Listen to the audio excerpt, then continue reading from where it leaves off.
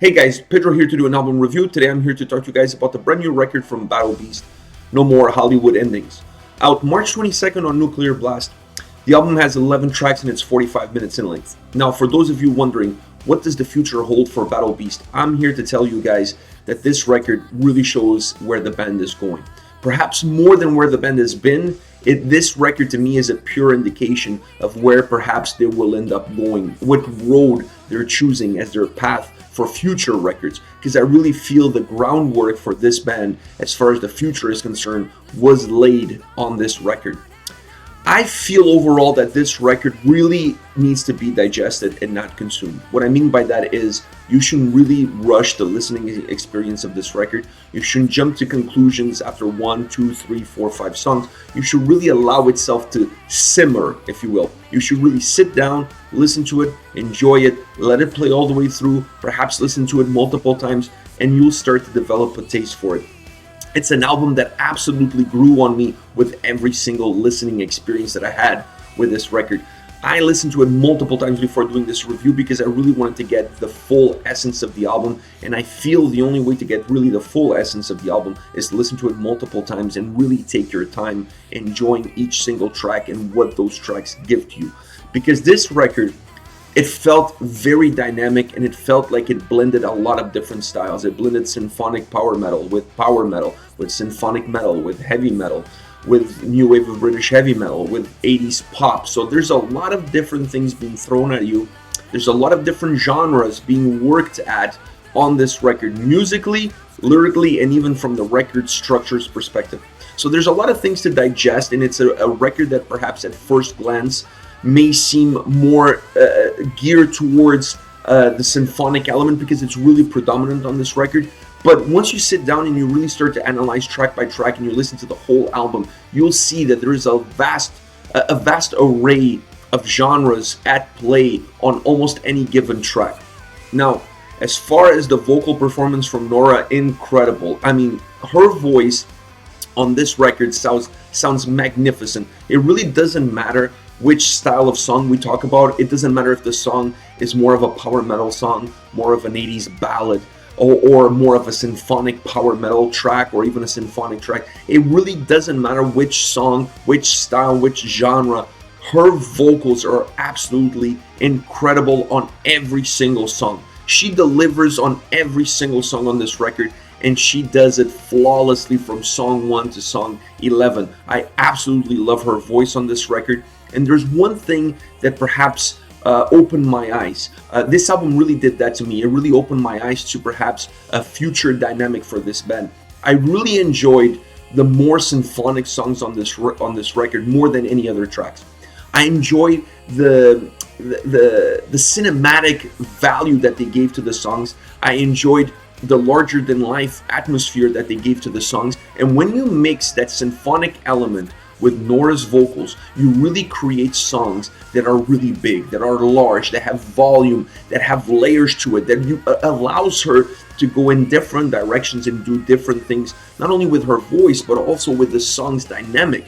So I, for one, really enjoyed the heavier, and when I don't mean heavier, I don't mean the song is heavy necessarily, but the songs that use more symphonic elements. I really enjoyed those more than any other songs on the record because they also gave the album a lot of life and a lot of dynamic, a lot of high tempos. So I really like that. The only negative that I would say about this record is perhaps the album structure. I feel that they should have done a better job organizing the tracks.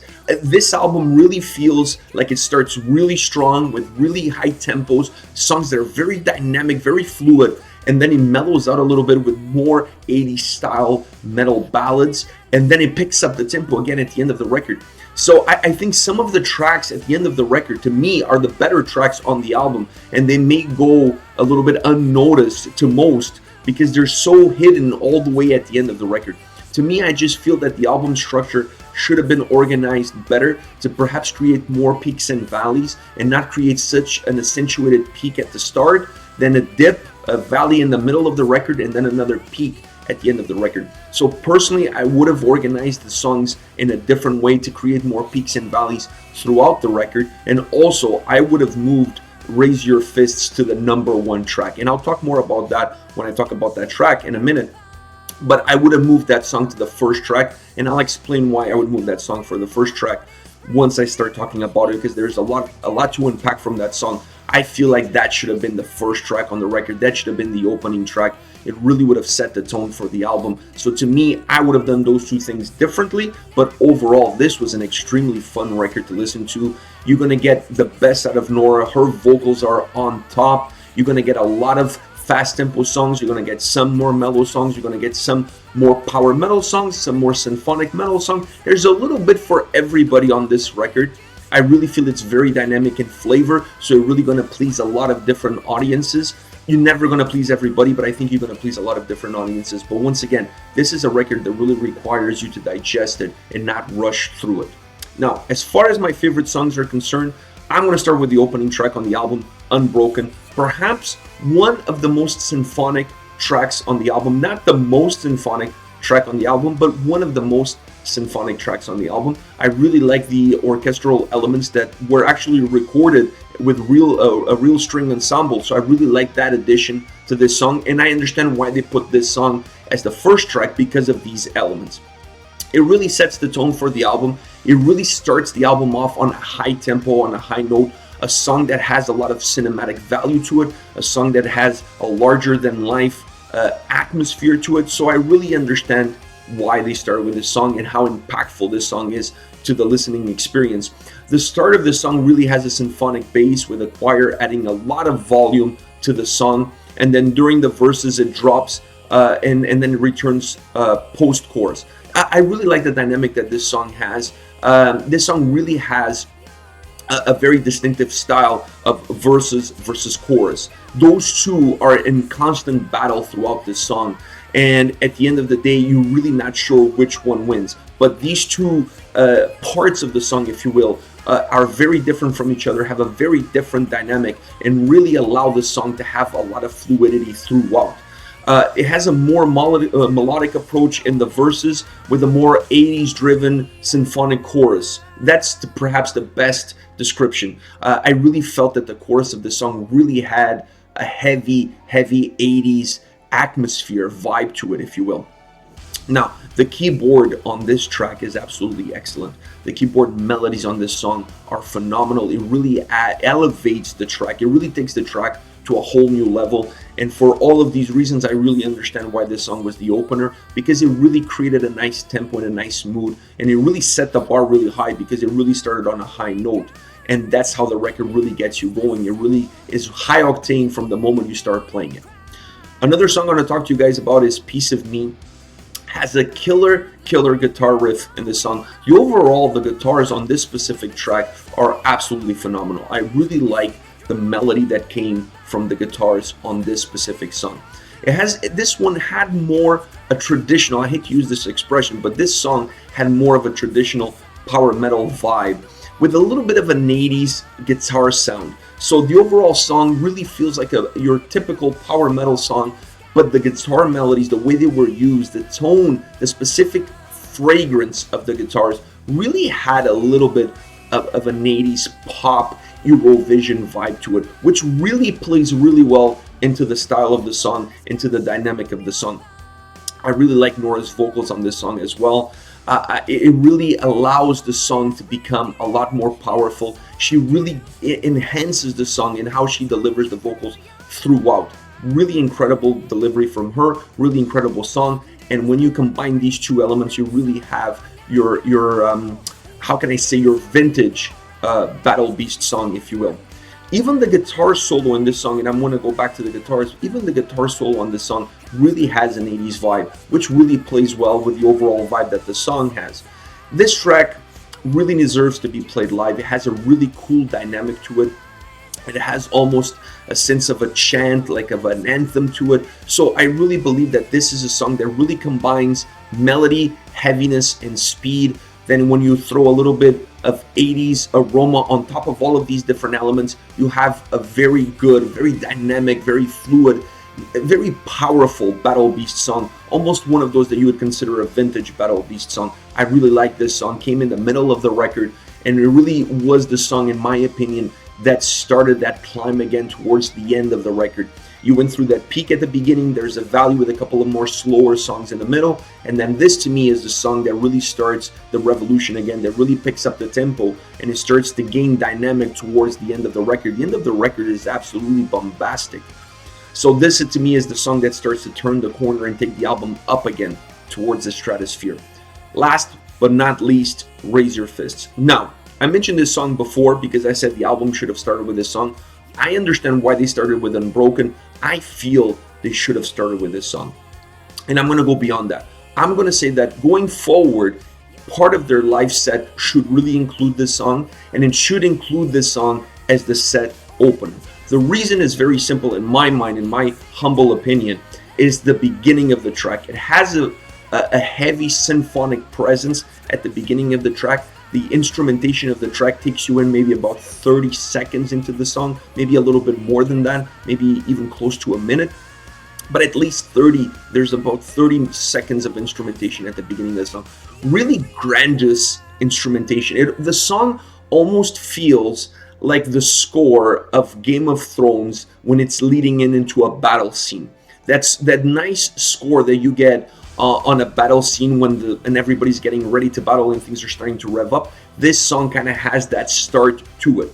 Because of that, I really feel the song should have been at the opening of the record, because it would have really given the record almost like an intro track without actually having an intro track. And the reason I say that the shows live going forward should start with this song is because it really allows the sound guys to really work the kinks as far as the sound is concerned before you even get any vocals, any guitars, anything else thrown into the mix. You're given a nice little window of time that really allows you to play with the volume, really fix any kinks that were not fixed during the sound check, and it will really allow you to do that without actually interfering in the actual song, if you will, because you have that time to do that. You have that window of time to do that before the vocals kick in, before the guitars come in, before the drums, keyboards, and everything else. So I really like this song from that perspective. It's such a cinematic track. It's such a huge, larger than life track. Really high octane song. High octane. Once you get over that symphonic start, the song is absolutely high octane. The symphonic elements come in and out of the track throughout. They're always there. But this is a very high octane song. I'm going to say it, my favorite song on the album is Raise Your Fists. It's absolutely an anthem. It's a symphonic power metal anthem, if you will. A song that, by the reasons I mentioned before, deserves to be played live, but more than that, this is a song that will really get the crowd going, will get the crowd excited. It's a song that has a lot of octane. Perfect way to get a set started because it will get everybody hyped, excited. It's a very dynamic song, and Nora delivers an incredible vocal performance on this song. Absolutely incredible. This, to me, going forward, if you don't take anything else from this record, you're going to take away this song. To me, this song is going to become a Battle Beast staple going forward for years to come. It's that incredible of a track. It's that well put together of a track. It's a track that really gives you everything. It gives you a little bit of power metal. It gives a little bit of symphonic metal. It still has a little bit of that 80s vibe to it. You get Nora's vocals. You get her absolutely amazing voice that really becomes on full display on this song. To me, this is, without a shadow of a doubt, the best song, because it's the song that feels more complete, that has all the elements that I loved about this record are on this one track. I, for one, really hope that they go more into this symphonic arena. I hope they include more of this into their repertoire going forward, because I really feel that perhaps symphonic metal or symphonic power metal serves Nora's vocals a lot better. She's allowed to go on a full, she's really allowed to showcase her talent, her voice, and how good it is. So I really hope, from a fan's perspective, listening to this album and how much of a symphonic element this album had, I really hope the band goes down that road in the future and uses it more and more, because I really feel this perhaps will be their DNA going forward. They just feel very comfortable in it. They delivered songs that were very well put together, very well arranged, very well mixed, very well balanced, structured, everything from guitars to keyboards to drums to how her voice came in at the times that it came in and at the times that went out, the way the choruses were so dynamic. To me, this song to me is the roadmap to where they need to go as a band, as far as I'm concerned, from a fan's perspective. Alright guys, this is it from me. This is Battle Beast, No More Hollywood Endings, out March 22nd on Nuclear Blast. Let me know your thoughts about the band, the singles that have been released, and what do you think of the record in general. Let me know in the comment section below. I'll be reading those and getting back to you. Take care, guys.